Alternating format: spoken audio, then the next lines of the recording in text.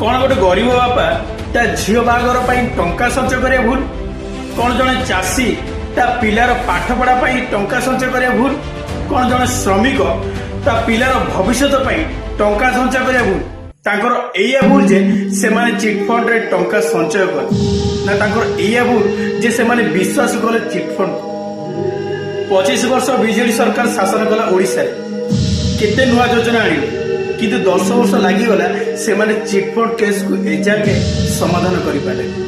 केते निरीह लोक केते गरीब लोक टंके टंके कर संचय करथिले, तांको विश्वास रे विश्वासघात दियागला किंतु आज जाके भी से चिटफंड टंका फेरई पारिले।